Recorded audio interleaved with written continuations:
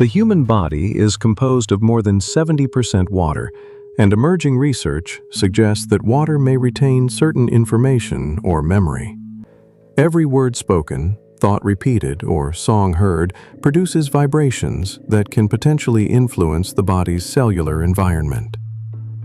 This concept aligns with the principles of physics rather than metaphor. Sound consists of vibrations, and these vibrations have the capacity to create physical formule phenomenon explored in cymatics, which studies visible sound patterns. When specific tones pass through media such as water, sand, or air, they can reorganize matter into structured geometric patterns.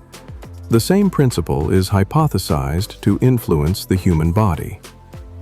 Different emotional states are associated with distinct vibrational frequencies.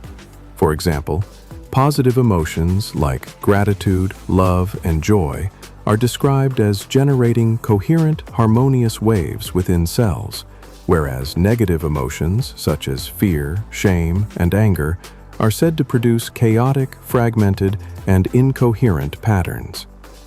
There is growing interest in how these vibrational effects manifest physiologically.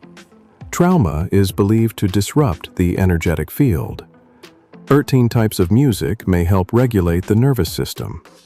More studies, including those by Dr. Masaru Emoto, suggest that water exposed to positive intentions may form aesthetically pleasing crystalline structures. Biological processes are responsive not only to biochemical signals, but also to bioacoustics influences. Mitochondria, often referred to as cellular powerhouses, have even been shown to respond to light and sound frequencies during energy production. By intentionally engaging in activities such as speaking positively, listening to therapeutic sounds, fostering coherent thought patterns, and maintaining high-frequency environments, individuals may support their overall well-being at a cellular level. In summary, the body acts as an intricate instrument influenced by thoughts, vocalizations, and environmental factors.